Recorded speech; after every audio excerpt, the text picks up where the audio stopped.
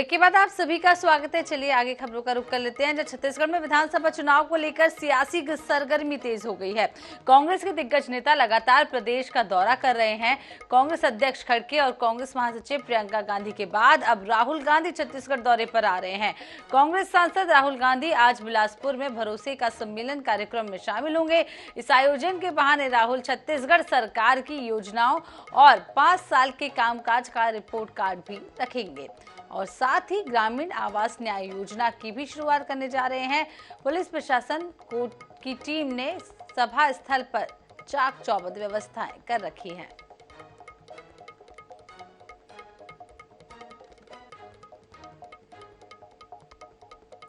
तो आपको बता दें कि आज राहुल गांधी का छत्तीसगढ़ दौरा है, जिसको लेकर तैयारियां पूरी हो चुकी हैं। बिलासपुर में चुनावी सभा को संबोधित करेंगे कांग्रेस के नेता राहुल गांधी और सम्मेलन को राजनीतिक पहलू से भी जोड़कर देखा जा रहा है। छत्तीसगढ़ विधानसभा चुनाव होने में महज 2.5 महीने शेष रह गए। ऐसे में छत्तीसगढ़ में चुनावी सरगर्मी तेजी से बढ़ रही है। लगातार कांग्रेस के दिग्गज नेताओं के दौरे छत्तीसगढ़ हो रहे हैं और अब राहुल गांधी का आज दौरा छत्तीसगढ़ है। और आपको बता दें कि छत्तीसगढ़ विधानसभा चुनाव होने से महज 2.5 महीने पहले ये विशेष दौरा आज किया जा रहा है। लगातार कांग्रेस के दिग्गज नेताओं के दौरे हो रहे हैं। इसी कड़ी में कांग्रेस के पूर्व अध्यक्ष और राहुल गांधी तीसरी बार आपको बता दें छत्तीसगढ़ दौरे पर आ रहे हैं। 25 सितंबर यानी आज सोमवार को बिलासपुर में एक बड़ी चुनावी सभा को संबोधित करेंगे। वो राज्य स्तरीय आवास न्याय सम्मेलन में भी शामिल होने तखतपुर के परसदा गांव पहुंच रहे हैं। इस कार्यक्रम में मुख्यमंत्री भूपेश बघेल, उप मुख्यमंत्री टीएस सिंहदेव, प्रदेश प्रभारी कुमारी शैलजा समेत कई मंत्री व कांग्रेसी नेता भी शामिल होंगे। इस दौरान 524 करोड़ रुपए के 185 विकास कार्यों का लोकार्पण और भूमि पूजन होगा। कार्यक्रम को लेकर सभी तैयारियां पूरी कर ली गई हैं। राहुल गांधी हितग्राहियों को आवास योजना के 7.5 लाख रुपए भी वितरित करेंगे। तो छत्तीसगढ़ में राहुल गांधी का ये तीसरा दौरा रहेगा। इससे पहले वो कांग्रेस के 85वें राष्ट्रीय अधिवेशन में नवा रायपुर आए थे और 2 सितंबर को नवा रायपुर में मेला ग्राउंड में युवा सम्मेलन को संबोधित किया था और अब तीसरी बार 25 सितंबर को बिलासपुर आ रहे हैं।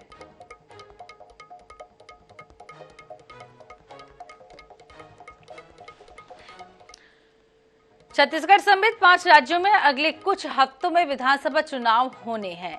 अनुमान है कि अक्टूबर के पहले सप्ताह में तारीखों का ऐलान हो सकता है। चुनाव आचार संहिता लागू हो जाएगी। इससे पहले पीएम मोदी 2 बार छत्तीसगढ़ आएंगे।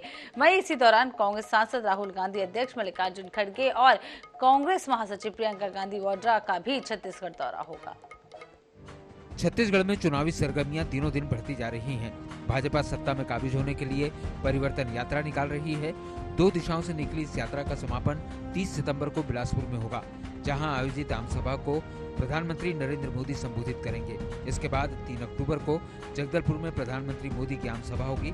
इसी तरह कांग्रेस सांसद राहुल गांधी 25 सितंबर को रायपुर आएंगे। वे बिलासपुर में सभा लेंगे, जबकि मल्लिकार्जुन खड़गे बलौदाबाजार और उसके बाद प्रियंका गांधी 4 अक्टूबर को रायपुर में सभा को संबोधित करेंगी। देखिए, आपको मालूम ही है हमारी अभी पब्लिक मीटिंग भी चल रही हैं और अभी प्रियंका जी आई, परसों राहुल गांधी जी आ रहे हैं और उनके पश्चात फिर हमारे राष्ट्रीय अध्यक्ष खड़गे जी आ रहे हैं और अक्टूबर के पहले हफ्ते में 4 तारीख को प्रियंका जी के फिर आने की संभावना है। तो ये कार्य भी चल रहा है। आप समझते ही हैं कि आखिर में सब कुछ करना पड़ता है।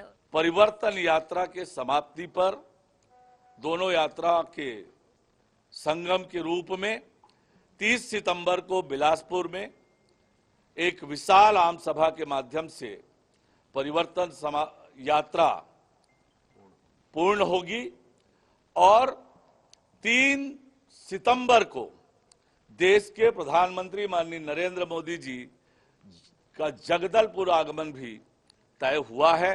तो 30 सितंबर माननीय नरेंद्र मोदी जी बिलासपुर आएंगे और 3 अक्टूबर को जगदलपुर आएंगे। छत्तीसगढ़ की बाजी जीतने के लिए कांग्रेस और भाजपा कितना जोर लगा रहे हैं, ये पार्टी के शीर्ष नेताओं के दौरों से समझा जा सकता है। पीएम मोदी 3 महीने में चौथी बार छत्तीसगढ़ आएंगे। यही हाल खड़गे, राहुल गांधी और प्रियंका गांधी के दौरों का है। बहरहाल इन चुनावी यात्रा का प्रतिफल तो चुनाव के नतीजे ही बताएंगे, जिसके लिए अभी कम से कम 2 महीने या इससे कुछ ज्यादा इंतजार करना पड़ेगा। Bureau report, INS 24। इधर मुख्यमंत्री भूपेश बघेल राजधानी रायपुर में CG फिजियोकॉन 2023 कार्यक्रम में शामिल हुए। इस दौरान उन्होंने प्रधानमंत्री नरेंद्र मोदी के बैक टू बैक दौरे पर तंज कसा है। उन्होंने कहा है कि PM मोदी और शाह के कई दौरे रद्द हुए हैं। राहुल गांधी के बिलासपुर दौरे पर उन्होंने कहा है कि उनसे सड़क मार्ग से बिलासपुर जाने का अनुरोध किया गया है। ट्रेनें जिस तरीके से रद्द हो रही हैं, रिस्क नहीं लिया जा सकता। उन्होंने भाजपा के शासनकाल में ODF घोषित किए जाने का भी मसला सामने उठाया और CM ने कहा है कि इस मामले में करीब 1.5 लाख रुपए का घोटाला किया गया है और मैंने केंद्र सरकार से जांच कराने की अपील की है। अभी तो लगातार अमित शाह जी कई दौरा कार्यक्रम रद्द हुए, प्रधानमंत्री जी के कई दौरा रद्द होने के बाद रायगढ़ आए, तो अभी जब आ जाए तब मानना चाहिए कि आ गए। अब यहाँ से रायपुर तो आ रहे हैं, अब सड़क मार्ग भी जा सकते हैं, ट्रेन से भी जा सकते हैं। तो अभी जिस प्रकार से ट्रेनें लेट हो रही है और रद्द हो रहे हैं, तो मैंने तो सजेस्ट किया कि भाई जाने के समय आप सड़क मार्ग से चलते हैं, आने के समय भले ट्रेन से रिस्क लें, क्योंकि ट्रेनों का कोई भरोसा नहीं। 16 लाख परिवार अभी भी शौचालय का उपयोग नहीं करते और रमन सिंह जी के कार्यकाल में इसको आपने ODF घोषित किया था और इतने शौचालय आपने बनाए थे, तो इसका मतलब ये है कि लगभग 1,500 करोड़ रुपए का घोटाला शौचालय में। इधर संसद से महिला आरक्षण बिल पारित होने के बाद देश भर में इसे लागू करने को लेकर बहस छिड़ी हुई है। ऐसे में छत्तीसगढ़ में कांग्रेस ने बड़ा दांव चला है। छत्तीसगढ़ में कांग्रेस हर संसदीय सीट में कम से कम 2 महिलाओं को टिकट देने की बात कर रही है। इस तरह प्रदेश में 22 महिलाओं को टिकट मिल सकता है। वहीं इसे लेकर अब बहस भी छिड़ गई है। छत्तीसगढ़ में शनिवार को कांग्रेस की कोर ग्रुप और प्रदेश चुनाव समिति की बैठक के बाद कांग्रेस की प्रदेश प्रभारी कुमारी शैलजा ने टिकट को लेकर बड़ा बयान दिया। कुमारी शैलजा ने कहा कि देश में महिला आरक्षण बिल कब लागू होगा यह कहा नहीं जा सकता, लेकिन हमारा प्रयास है कि हर लोकसभा क्षेत्र से कम 2 महिलाओं को टिकट दें। कुमारी शैलजा के इस बयान ने जहां पार्टी की महिला नेत्रियों की उम्मीदें बढ़ा दी हैं, वहीं महिला विधायकों के खिलाफ दावेदारी कर रहे पुरुष नेताओं की चिंताएं भी बढ़ा दी हैं। दरअसल पिछले चुनाव में कांग्रेस ने छत्तीसगढ़ में 13 महिलाओं को टिकट दी थी। इनमें से 10 महिलाएं विधानसभा पहुंचने में कामयाब रहीं। उपचुनाव में भी कांग्रेस ने 3 महिलाओं को टिकट दी, तीनों ही विजयी रहीं। प्रदेश प्रभारी की घोषणा पर पार्टी चली तो इस बार कांग्रेस 20 से अधिक महिलाओं को चुनाव में उतार सकती है। इसके लिए महिलाओं की दावेदारी वाली सीटों का आकलन भी किया जा रहा है।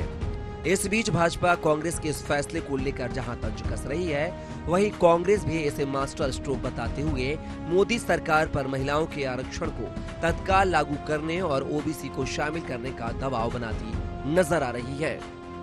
अगर महिलाओं की हम बात करें तो सबका यही मत था कि मोदी जी तो जो करें ना करें, दिखावा करें, लेकिन हमने पिछली बार भी छत्तीसगढ़ ने कांग्रेस पार्टी ने महिलाओं को बहुत ही अच्छा यहाँ पर प्रतिनिधित्व दिया और इस बार हमारा प्रयास होगा कि हम हर संसदीय क्षेत्र में 2 महिलाएं तो लाएं।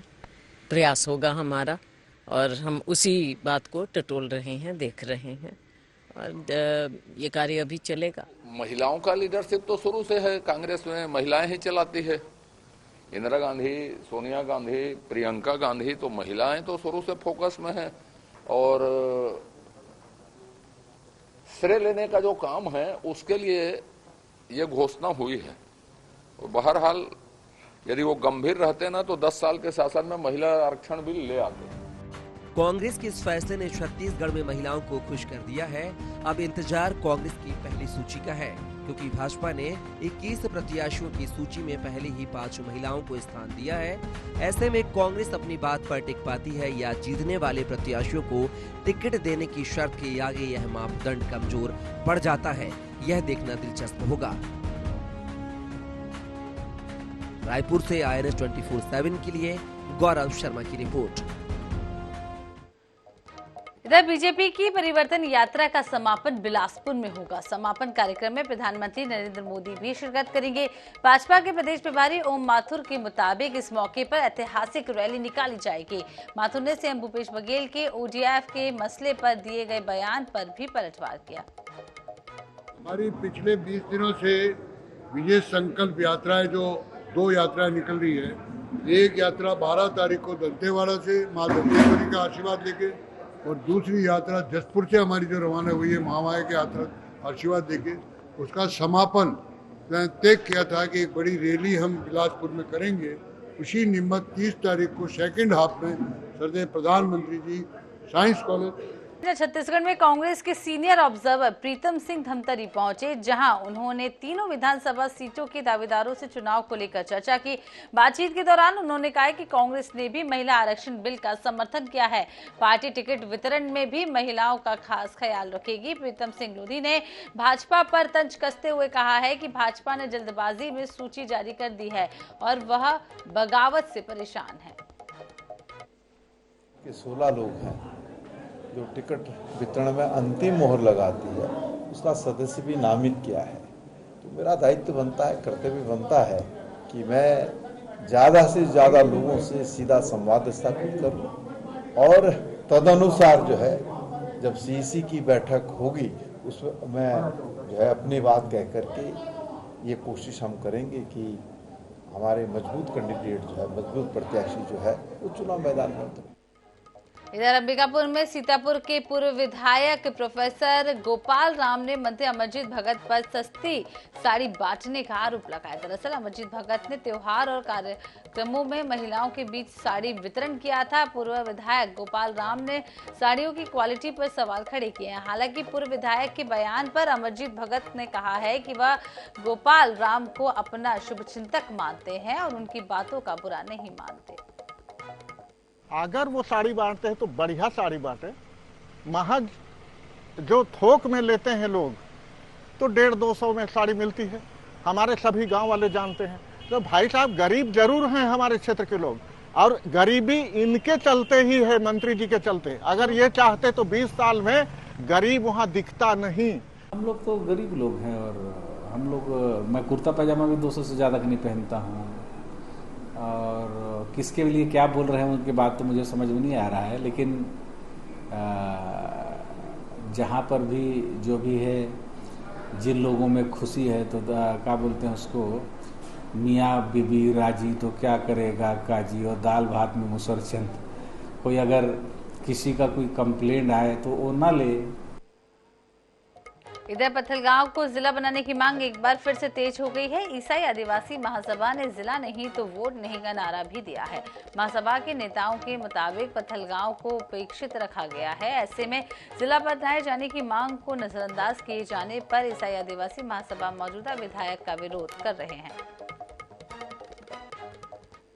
ये जो जिला बनाने की जो घोषणा है, पिछले सरकार ने भी किया था, अभी के सरकार ने भी किया था। हम देख सकते हैं कि छत्तीसगढ़ राज्य में बहुत सारे जिला बने हुए हैं, लेकिन चूंकि ये आदिवासी बहुल क्षेत्र है, यहाँ मुझे लगता है, हम पूरी सभा को लगता है कि आदिवासियों को नजरअंदाज कर दिया जा रहा है और जिला नहीं बनाया जा रहा है।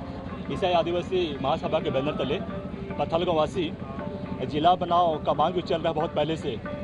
आज हम लोग जिला बनाओ की मांग के लिए ही रैली के माध्यम से हम लोग सरकार को अपने बात मतलब की पहुंचाना चाहते हैं, ताकि जिला बनने से हमारे बुनियादी जो ज़रूरत की चीज़ें हैं, सुविधाएं की चीज़ें हैं, लोगों को मुहैया होगा। और हम लोग चाहते हैं कि जितने जल्दी हो सके। इधर छत्तीसगढ़ के 54 विधानसभाओं के विभागों के 45,000 संविदा कर्मियों ने नियमितीकरण की मांग को लेकर प्रदर्शन किया है। प्रदर्शनकारियों ने नवा रायपुर के तूता धना स्थल पर ढोल बाजों के साथ वादों की बारात निकाली। कर्मचारियों के मुताबिक पिछले 3 दिनों से उन्हें नियमित करने का भरोसा दिलाया जा रहा है। इसके बाद उन्होंने अनिश्चितकालीन हड़ताल समाप्त की। मांग को लेकर के प्रदेश भर के संविदा कर्मचारियों ने एक बार फिर से मोर्चा खोल दिया है। इस बार नवा रायपुर के तूता धरना स्थल पर 2 दिवसीय प्रदर्शन जो है वो संविदा कर्मचारी जो है वो करते नजर आ रहे हैं। आप देख सकते हैं किस तरीके से अपने हाथ में बैनर पोस्टर लेकर के खड़े हैं और उनका कहना है कि वादा किया गया था उन्हें नियमित करने का, लेकिन वादा जो है उनका वो अब तक पूरा नहीं किया गया, जिसके विरोध में अनिश्चितकालीन हड़ताल भी की गई, लेकिन इनका वादा नहीं हुआ, नियमित नहीं किए गए, जिसके बाद अब एक बार फिर से कर्मचारियों ने यहाँ पर जो है वो मोर्चा खोला हुआ है। अनिश्चितकालीन हड़ताल के बाद अब 2 दिवसीय प्रदर्शन करना पड़ रहा है। कब तक, क्या लग रहा है? ये पूरी तरह से सरकार की नाकामी और उनकी वादा खिलाफी एक बार पुनः प्रकट हो गई है। नियमितीकरण तो हुआ भी नहीं, ऊपर से कई संविदा कर्मचारियों की छटनी अभी भी जारी है। 27% की जो बात मीडिया माध्यमों में कांग्रेस के प्रतिनिधि करते थे वो अभी पूरा नहीं किया गया। बहुतायत संविदा कर्मचारियों को उससे वंचित किया गया है। मुख्यमंत्री जी से जब हमने भेंट की थी तो कहा था कि जो कार्रवाइयां की गई हैं वो भी सुनी की जाएगी, पर आज तक उस संबंध में किसी प्रकार का कोई आदेश जारी नहीं हुआ। तो ये एक और वादा खिलाफी जुड़ गई है नियमितीकरण छटनी करने के अलावा, और हम इसी का विरोध कर रहे हैं। तो नियमितीकरण छटनीकरण की आप बात कर रहे हैं, लेकिन अब 2 दिवसीय प्रदर्शन, आगे क्या रणनीति रहने वाली, क्योंकि अब चुनावी समय आ गया? देखिए, अभी हो सकता है आचार संहिता भी लग जाए, तो आचार संहिता में किसी प्रकार का प्रदर्शन नहीं किया जा सकता। अब जो होगा चुनाव में देखेंगे। तो अब जो है नियमितीकरण की मांग को लेकर के एक बार फिर से जो प्रदेश भर के संविदा कर्मचारी है 2 दिवसीय प्रदर्शन कर अपना अंतिम बार जो है अपनी मांगे जो है वो शासन के सामने जो है वो रखते नजर आ रहे हैं। कैमरामैन मलकीत सिंह के साथ मोहम्मद सन, NH24/7 रायपुर।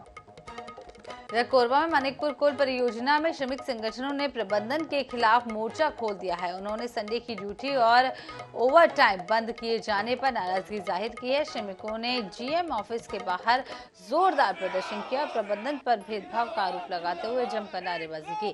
प्रबंधन के आदेश के खिलाफ सभी 5 श्रमिक संगठन एकजुट हो गए।